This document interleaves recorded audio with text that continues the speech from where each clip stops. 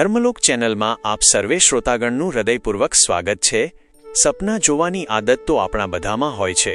સુંદર અને મોટા સપના જોવા એ ખરેખર બહુ સારી બાબત છે, પરંતુ આ દુનિયામાં એવા લોકો જ પોતાના સપનાને હકીકતનું રૂપ આપી શકે છે, જેઓ સવારે એલાર્મ વાગ્યા પછી તેને બંધ કરીને ફરીથી ચાદર ઓઢીને સૂઈ નથી જતા। સપનાને સાકાર કરવા માટે જાગવું અને મહેનત કરવી અનિવાર્ય છે। આજે આપણે એક અત્યંત મહત્વપૂર્ણ વિષય પર વાત કરવા જઈ રહ્યા છીએ। આ ખાસ વિડિયો કન્યા રાશિના જાતકો માટે છે। જુલાઈ 2026નો આ મહિનો કન્યા રાશિના ભાઈ બહેનો માટે કેવો રહેવાનો છે તેના વિશે આપણે ખૂબ જ વિગતવાર અને ઊંડાણપૂર્વક ચર્ચા કરીશું। આ મહિનામાં ગ્રહોની સ્થિતિ કેવી છે અને તેનો તમારા જીવન પર કેવો પ્રભાવ પડશે તે બધું જ વાસ્તવિકતાના આધારે સમજીશું। જ્યોતિષીય ગણતરી મુજબ આ મહિનો ન તો સંપૂર્ણ રીતે સકારાત્મક છે અને ન તો નકારાત્મક। જીવનના સાચા રંગોની જેમ આમાં પણ ઉતાર ચઢાવ જોવા મળશે। આ વિડીયોમાં આપણે તમારા સ્વાસ્થ્ય, શિક્ષણ, પ્રેમ સંબંધો, વૈવાહિક જીવન, ભાગ્ય, કરિયર અને વ્યાપારની ઝીણવટભરી માહિતી મેળવીશું। આ બધી જ ગણતરીઓ તમારી ચંદ્ર રાશિ અને જન્મરાશિ પર આધારિત છે। અત્યારે તમારું સંપૂર્ણ ધ્યાન આ વાતોને સમજવામાં હોવું જોઈએ, જેથી તમે આવનારા સમયનું યોગ્ય આયોજન કરી શકો। સૌથી પહેલા કન્યા રાશિના સ્વામી ગ્રહ બુધની વાત કરીએ। બુધ ગ્રહ આ મહિનાની શરૂઆતમાં તમારા 11મા ભાવમાં બિરાજમાન છે અને ત્યારબાદ તેઓ વક્રી થઈને તમારા 10મા ભાવમાં પ્રવેશ કરશે। આ સાથે જ શુક્ર અને ગુરુ પણ 11મા ભાવમાં રહેશે। તમારા 12મા ભાવમાં કેતુ, 10મા ભાવમાં સૂર્ય, 7મા ભાવમાં શનિ, 6ઠ્ઠા ભાવમાં રાહુ અને 9મા ભાવમાં મંગળદેવ બિરાજમાન છે। આ ગ્રહ દશાના આધારે સૌપ્રથમ તમારા સ્વાસ્થ્ય પર નજર કરીએ। આપણું શરીર કેટલું ઉર્જાવાન અને રોગમુક્ત રહેશે તેનો આધાર પ્રથમ ભાવ પર હોય છે।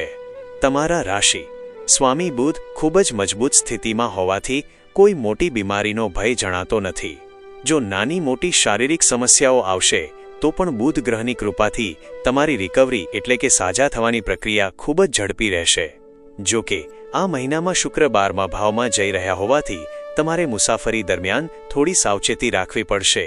જો તમે આ જુલાઈ મહિનામાં કોઈ પહાડી વિસ્તારમાં ટ્રેકિંગ કરવાના છો અથવા કોઈ ઊંચા સ્થળે જઈ રહ્યા છો તો ચઢાઈ ચડતી વખતે ઉબકા આવવા, ઉલટી થવી અથવા અચાનક નબળાઈ અનુભવાવી જેવી તકલીફ થઈ શકે છે। આ સિવાય પગમાં સામાન્ય સોજો આવવાની કે થાક લાગવાની ફરિયાદ રહી શકે છે। એકંદરે સ્વાસ્થ્ય બાબતે કોઈ ચિંતાજનક સ્થિતિ નથી, કારણ કે શનિદેવ પણ કેન્દ્રમાં રહીને પ્રથમ ભાવ પર દ્રષ્ટિ કરી રહ્યા છે, જે તમને આંતરિક મજબૂતી આપશે। હવે વાત કરીએ તમારા શિક્ષણ અને વિદ્યાર્થી જીવનની। કુંડળીનો 5મો ભાવ આપણી બુદ્ધિ અને શિક્ષણનો ગણાય છે। આ ભાવના સ્વામી શનિદેવ છે, જે 7મા ભાવમાં બેસીને તમારા પ્રથમ ભાવને જોઈ રહ્યા છે। સૌથી સુંદર વાત એ છે કે દેવગુરુ બૃહસ્પતિની પવિત્ર દ્રષ્ટિ પણ તમારા 5મા ભાવ પર પડી રહી છે।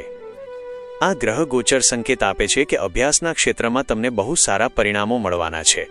છેલ્લા કેટલાક સમયથી તમે તમારા અભ્યાસને લઈને અથવા કરિયરને નવી દિશા આપવા માટે કોઈ નવો પ્લાન બનાવી રહ્યા હશો, જેમ કે કોઈ ચોક્કસ કોચિંગ ક્લાસ જોઈન કરવા અથવા કોઈ પ્રોફેશનલ કોર્સની શરૂઆત કરવી। જો તમે હજુ સુધી આવું કશું નથી કર્યું તો આ જુલાઈ મહિનામાં તમે કોઈ શૈક્ષણિક સંસ્થા સાથે જોડાઈ શકો છો। જુલાઈ મહિનામાં આવનારી પરીક્ષાઓમાં તમારું પ્રદર્શન ઘણું ઉત્કૃષ્ટ રહેશે, કારણ કે જ્યારે પણ ગુરુની દ્રષ્ટિ 5મ ભાવ પર હોય છે ત્યારે તે એકાગ્રતામાં અદ્ભુત વધારો કરે છે। આ મહિને તમારું મન ભટકશે નહીં અને તમે ખૂબ જ ગંભીરતાથી અભ્યાસ કરી શકશો। કન્યા રાશિના વિદ્યાર્થીઓએ આ સમયે મોટું વિચારવાની અને પોતાના લક્ષ્યોને ઊંચા રાખવાની જરૂર છે। તમારા પ્રેમ જીવનની વાત કરીએ તો 5મો ભાવ જ પ્રેમ સંબંધોનો પણ છે। અહીં શનિદેવનો પ્રભાવ હોવાથી એક બહુ રસપ્રદ બાબત સામે આવે છે। સામાન્ય રીતે કન્યા રાશિના જાતકોનું આકર્ષણ પોતાની જ્ઞાતિ બહારના એટલે કે ઇન્ટરકાસ્ટ સંબંધો તરફ થોડું વધારે રહેતું હોય છે। શનિના પ્રભાવને કારણે તમારા પાર્ટનરનો સ્વભાવ થોડો હઠીલો અથવા જિદ્દી હોઈ શકે છે। તેઓ ક્યારેક એવી માનસિકતા ધરાવતા હશે કે તેઓ જે કહે છે તે જ સાચું છે અને નાની નાની વાતો પર થોડું વધારે પ્રભુત્વ જમાવવાનો પ્રયત્ન કરતા હશે। પરંતુ આ જુલાઈ મહિનામાં પરસ્પર આકર્ષણ ખૂબ મજબૂત રહેશે। ગુરુ, શુક્ર અને બુધ આ ત્રણેય ગ્રહો 5મા ભાવને પ્રભાવિત કરી રહ્યા હોવાથી તમારા સંબંધોમાં નિકટતા આવશે।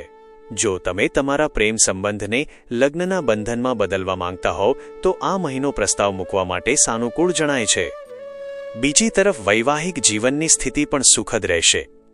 7મા ભાવમાં શનિદેવ બિરાજમાન છે અને ગુરુની 9મી દ્રષ્ટિ આ ભાવ પર હોવાથી જીવનસાથી સાથેનો તાલમેલ સારો રહેશે. તમે બંને સાથે મળીને ભવિષ્ય માટે કોઈ મોટું આયોજન કરી શકો છો, જેમ કે કોઈ નવી સંપત્તિ ખરીદવી, સંતાન પ્રાપ્તિ માટેનું પ્લાનિંગ કરવું અથવા પરિવાર સાથે કોઈ સુંદર સ્થળે પ્રવાસે જવું. હા, 7મા ભાવના શનિને કારણે તમારા જીવનસાથીના મૂડમાં થોડી ક્ષણિક અસ્થિરતા આવી શકે છે.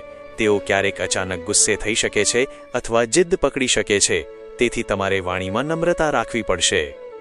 હવે તમારા જીવનના સૌથી મહત્વપૂર્ણ પાસા એટલે કે ભાગ્ય, કરિયર અને બિઝનેસ વિશે વાત કરીએ. 9મો ભાવ ભાગ્યનો છે અને 10મો ભાવ કર્મોનો એટલે કે આજીવિકાનો છે. ભાગ્ય ભાવના સ્વામી શુક્ર 5 જુલાઈ પછી 12મા ભાવમાં સૂર્યની રાશિમાં જશે, જેના કારણે ભાગ્યનો સાથ થોડો નબળો પડી શકે છે અને કાર્યોમાં થોડો વિલંબ કે અડચણો આવી શકે છે. તેથી જો કોઈ મોટું કે માંગલિક કાર્ય કરવું હોય તો તે 5 જુલાઈ પહેલાં કરી લેવું વધુ હિતાવહ રહેશે. પરંતુ કરિયરની દ્રષ્ટિએ બુધ ગ્રહ 10મા ભાવમાં હોવાથી તમે તમારા કામકાજમાં અતિશય વ્યસ્ત રહેશો. ખાસ કરીને જે લોકો public dealing, counselling, computer, IT, engineering અથવા એઆઈ ટેકનોલોજી સાથે જોડાયેલા છે, તેમના માટે આ સમય પ્રગતિકારક રહેશે. આ મહિને તમારી વાણી અને સંવાદ શૈલી એટલી પ્રભાવશાળી રહેશે કે તમે તમારા ગ્રાહકો કે ઉપરી અધિકારીઓને સરળતાથી પ્રભાવિત કરી શકશો. જેઓ લાંબા સમયથી બેરોજગાર છે અને નવી નોકરીની શોધમાં છે, તેમના માટે 7 જુલાઈથી 23 જુલાઈ વચ્ચે ખૂબ જ સુંદર તકોનું નિર્માણ થઈ રહ્યું છે. વ્યાપાર ક્ષેત્રે પણ શનિદેવની કૃપાથી ધીમી પણ મજબૂત પ્રગતિ થશે. બસ તમારે તમારા ગ્રાહકો સાથે થોડો નમ્ર અને મૈત્રીપૂર્ણ વ્યવહાર રાખવો પડશે. આ મહિનાને વધુ સફળ બનાવવા માટે તમારે કેટલાક સરળ અને અચૂક આધ્યાત્મિક ઉપાયો કરવા જોઈએ. દરરોજ નિયમિતપણે બુધ ગ્રહના બીજ મંત્ર ઓમ બ્રામ બ્રીમ બ્રૌમ સહ બુધાય નમઃનો જાપ કરવો. સવારે વહેલા ઉઠીને ઉગતા સૂર્યનારાયણને તાંબાના પાત્રમાંથી જલ અર્પણ કરો અને ગાયત્રી મંત્રના જાપ કરો. ઘરમાં વિષ્ણુ સહસ્ત્ર નામનો પાઠ કરવો અથવા તે શ્રવણ કરવો અને હનુમાન ચાલીસાના પાઠ કરવાથી તમામ નકારાત્મક ઉર્જા દૂર થશે અને તમારા જીવનમાં સુખ સમૃદ્ધિનો વિસ્તાર થશે. આશા રાખું છું કે કન્યા રાશિના તમામ દર્શકોને આ વિગતવાર માહિતી ગમી હશે. જો તમને આ વિડિયો ઉપયોગી લાગ્યો હોય તો તેને લાઇક કરજો, તમારા મિત્રો અને પરિવારજનો સાથે શેર કરજો.